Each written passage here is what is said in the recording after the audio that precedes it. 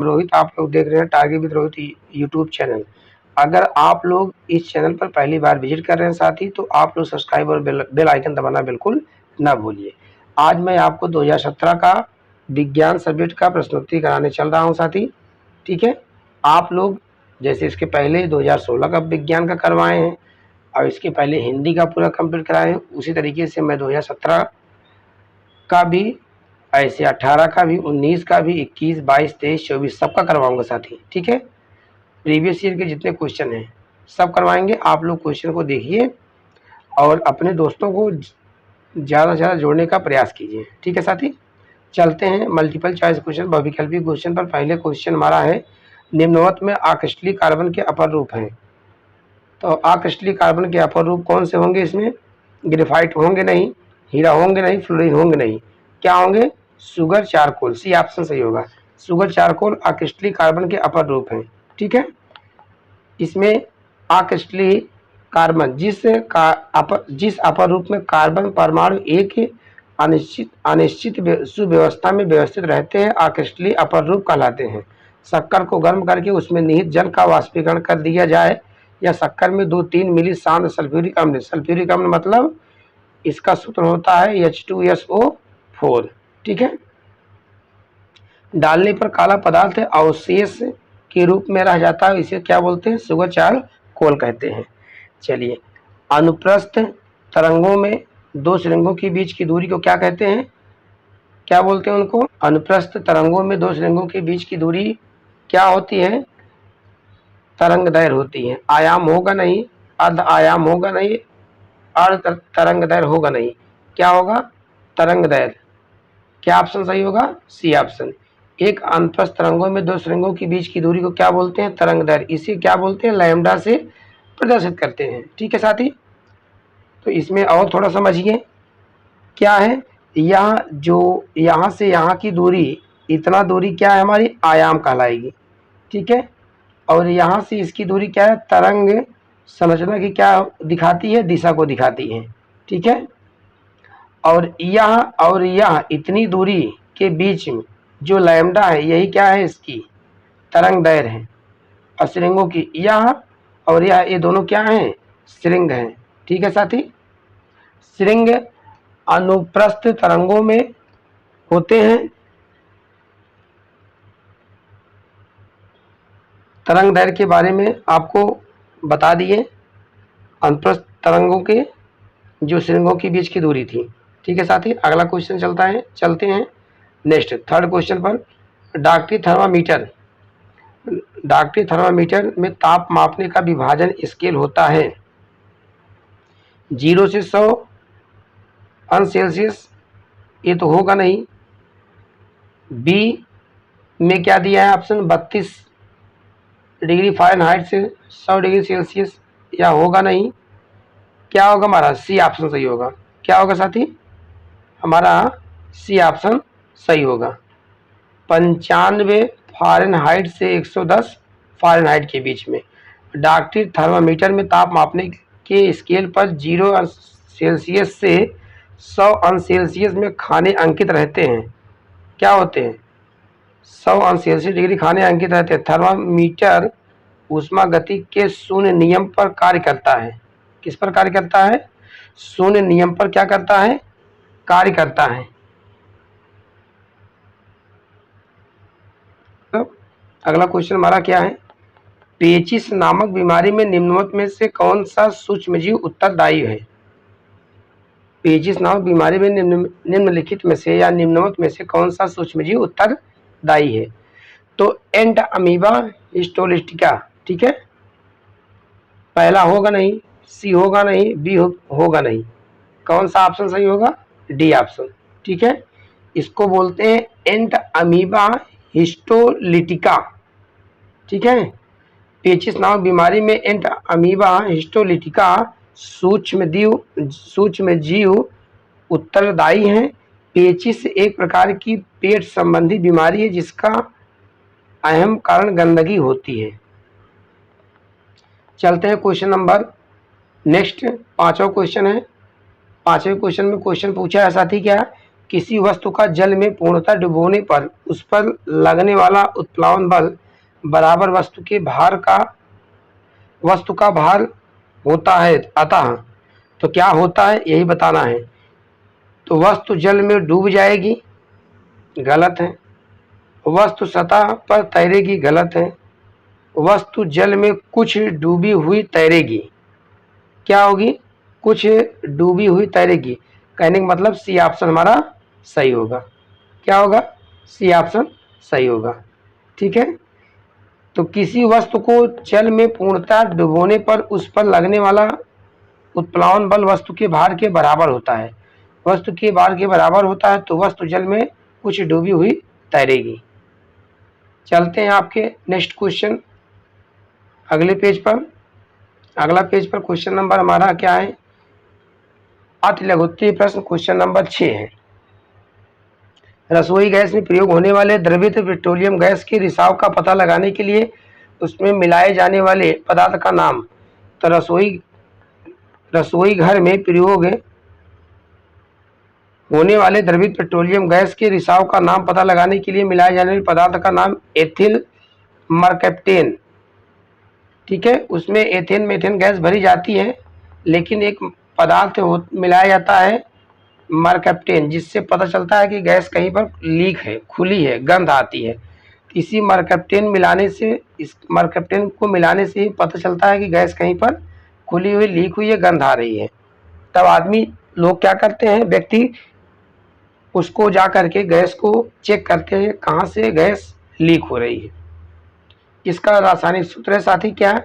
C2H5SH। ठीक है। चलते हैं question number next. Question number 7 क्या है हमारा? क्रांतिक कोण से क्या अभिप्राय है? जब कोई प्रकाश की किरण सघन माध्यम से विरल माध्यम में प्रवेश करती है तब सघन माध्यम से आपतन कोण का वह मान जिसके लिए अपवर्तन कोण का मान 90 डिग्री होता है। कितना होता है? 90 डिग्री होता है, क्रांतिक कोण कहलाता है। या इसको ऐसे भी कह सकते हैं, जिस कोण का मान 90 डिग्री होता है उसे क्रांतिक कोण कहते हैं। ठीक है।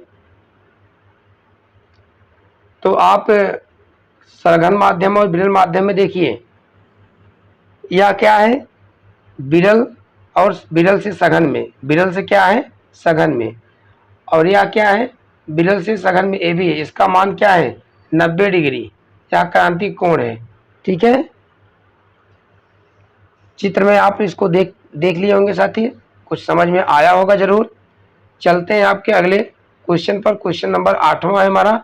संतृप्त एवं असंतृप्त हाइड्रोकार्बन में मुख्य अंतर लिखिए। संतृप्त और असंतृप्त हाइड्रोकार्बन में मुख्य अंतर क्या है? संतृप्त हाइड्रोकार्बन और असंतृप्त हाइड्रोकार्बन। पहला है संतृप्त हाइड्रोकार्बन परमाणुओं में सहसंयोजक बंध होते हैं। असंतृप्त हाइड्रोकार्बन में मुख्य श्रृंखला में कम से कम एक द्विसंयोजक बंध या त्रिसहसंयोजक बंध होता है। दूसरा पॉइंट, संतृप्त प्रकार में एल्केन शामिल है और असंतृप्त वाले एल्केन में एल्केन्स और सुगंधित हाइड्रोकार्बन है। तीसरा पॉइंट है, संतृप्त हाइड्रोकार्बन में कार्बन कम और हाइड्रोजन ज्यादा होता है। असंतृप्त हाइड्रोकार्बन में कार्बन ज्यादा और हाइड्रोजन कम होता है। ठीक है साथी। अब आता है क्वेश्चन नंबर 9। क्वेश्चन नंबर 9 में क्या है? किन्हीं दो खाने वाले अर्थात सब्जी के रूप में प्रयोग किए जाने वाले कवक का नाम बताइए। तो खाने योग्य कवक के नाम क्या क्या हैं? देखिए, सफेद मशरूम और एक होता है अगैरिस भी खाया जाता है। और तीसरा क्या है? कैंथेलेरस। ठीक है, कैंथेलेरस। चलते हैं साथी आप question number next. Question number 10 है, वर्ण विशेषण क्या है? सूर्य का प्रकाश या अन्य किसी स्रोत का श्वेत प्रकाश 7 रंगों में से मिलकर बना होता है। प्रकाश के श्वेत किरण को विभिन्न रंगों में विभक्त होने की क्रिया को वर्ण विक्षेपण कहते हैं। क्या बोलते हैं? वर्ण विक्षेपण। यह वर्ण विशेषण नहीं है, यहाँ पर यह होगा क्या? विक्षेपण। क्या होगा? विक्षेपण होगा। ठीक है साथी।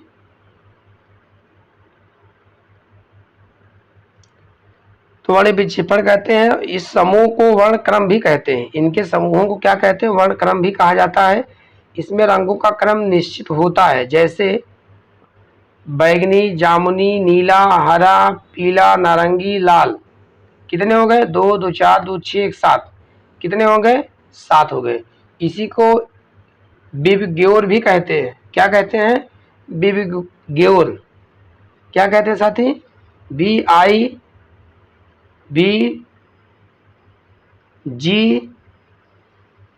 विबग्योर, GYO क्या है? R। हिंदी में इसको बोलते हैं क्या? बैनी पिनाला। क्या बोलते हैं? पिनाला। तो देखिए, बैगनी, नीला, आसमानी, ठीक है, हरा, पीला, नारंगी और लाल। चलिए, आप क्वेश्चन नंबर 11 पर दाब का एसआई मात्रक क्या होता है? दाब का एसआई मात्रक होता है पास्कल। क्या होता है? पास्कल होता है। क्या होता है साथी? पास्कल होता है दाब का एसआई मात्रक। ठीक है, तो पास्कल बराबर बल बटे क्षेत्रफल। तो बल का मात्रक न्यूटन, क्षेत्रफल क्या होता है? मीटर।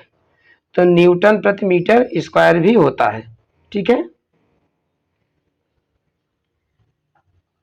क्वेश्चन नंबर नेक्स्ट है, उसमें पहले लघुत्तरी प्रश्न में क्वेश्चन नंबर 12 पहला प्रश्न इसमें होगा, लेकिन वैसे क्वेश्चन नंबर 12 काउंट किया जाएगा। ठीक है साथी, चलिए देखिए, हाइपर मेट्रोपिया को स्पष्ट कीजिए। हाइपर मेट्रोपिया दूर दृष्टि दोष से पीड़ित व्यक्ति दूर की वस्तुओं को स्पष्ट देख सकता है, लेकिन निकट की वस्तुओं को देखने में समस्या होती है। इस समस्या को हाइपर मेट्रोपिया कहते हैं। हाइपर मेट्रोपिया में आंख के गोलक की त्रिज्या घट जाती है, जिससे प्रतिबिंब रेटिना के पीछे बनता है। ठीक है, चलिए क्वेश्चन नंबर 13, फ्यूज तार। फ्यूज क्या है? फ्यूज में क्या अभिप्राय है? साधारण बल्ब एवं हीटर, फ्रिज में कितने एम्पियर का फ्यूज लगाते हैं? फ्यूज इलेक्ट्रिकल एवं इलेक्ट्रॉनिक प्रौद्योगिकी का एक परिपथ संरक्षात्मक उपकरण है। क्या है? प्रौद्योगिकी का परिपथ संरक्षात्मक उपकरण है, जो एक निश्चित मात्रा में अधिक धारा प्रवाहित करने पर परिपथ को तोड़ देता है, जिससे वैद्युत उपकरण खराब होने से बच जाता है। ठीक है, विभिन्न उपकरण में फ्यूज का विवरण। तो साधारण बल्ब में क्या होता है? एम्पियर और वाट। हीटर में 5 एम्पियर 2000 वाट। फ्रिज में 3 एम्पियर 100 से 200 वाट। वॉशिंग मशीन में 13 एम्पियर। ई केतली में क्या है? 13 एम्पियर। ठीक है साथी, क्वेश्चन नंबर 14, पर्यावरण संरक्षण के क्या क्या उपाय हो सकते हैं? पर्यावरण संरक्षण के उपाय: भूमि की कम जुताई, भूमि संरक्षण वाली फसलें उगाना, वनों की कटाई रोक पर उससे बचाना, नदियों में दूषित जल बहाव को रोकना, पर्यावरण सुरक्षा है तो पेड़ पौधों की रोपाई करवाना। ठीक है, क्वेश्चन नंबर आता है 15 नंबर, उक्त रक्तचाप बीमारी क्या है? इससे क्या क्या कारण है? इसके क्या क्या कारण है, इसको लिखिए। उच्च रक्तचाप। ठीक है, उच्च रक्तचाप धमनियों के माध्यम से रुधिर प्रवाह बढ़ते दबाव को दर्शाता है। यह एक गंभीर स्थिति है जो कि किडनी, मस्तिष्क और हृदय को प्रभावित कर सकता है। WHO के अनुसार 30 से 79 वर्ष की आयु के बीच 1.4 अरब लोग उच्च रक्तचाप से पीड़ित हैं। उच्च रक्तचाप किसी दवाओं के लंबे समय तक उपयोग के कारण होता है। ठीक है साथी, अब देखिए, निम्न ब्लड प्रेशर में जो बीपी लो होता है, किसी व्यक्ति का ब्लड प्रेशर 90 से 60 है।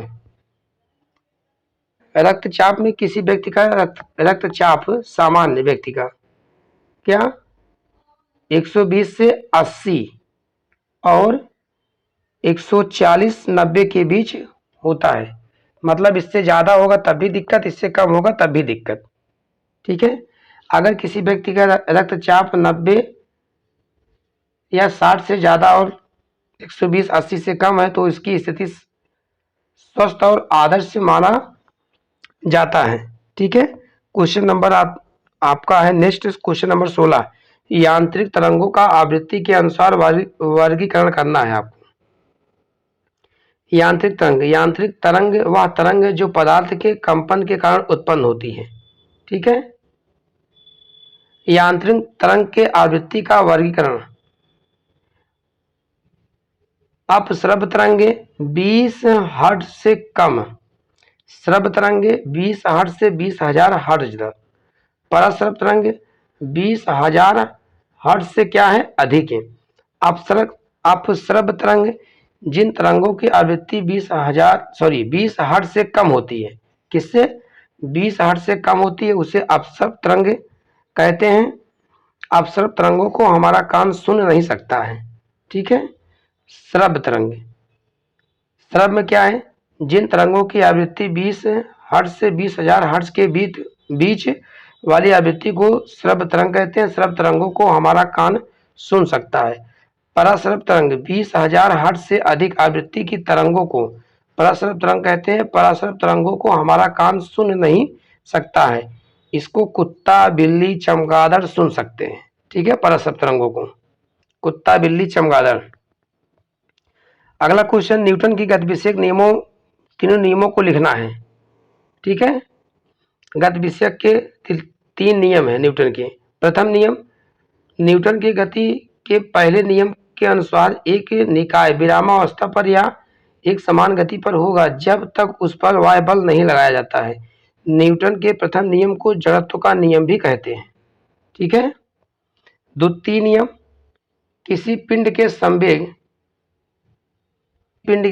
परिवर्तन की आरोपित बल के समानुपाती होता है तथा बल की दिशा कार्यान्वित होती है। इसका फार्मूला होता है F बराबर क्या होता है m में। F वस्तु पर कार्य करने वाला बल है, m वस्तु का क्या है द्रव्यमान है, a वस्तु में उत्पन्न क्या है त्वरण है। ठीक है।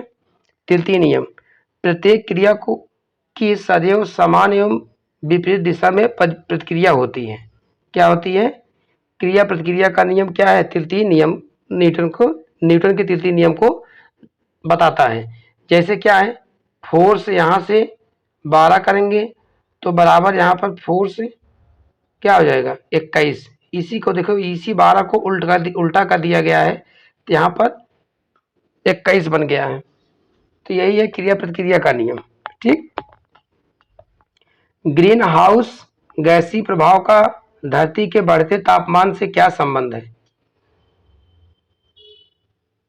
ग्रीन हाउस गैसीय प्रभाव द्वारा पृथ्वी की जहरीली गैसों को धीमा करता या रोकता है और गर्मी वहीं ठहर जाती है। ग्रीन हाउस गैस को पृथ्वी का कंबल कहते हैं।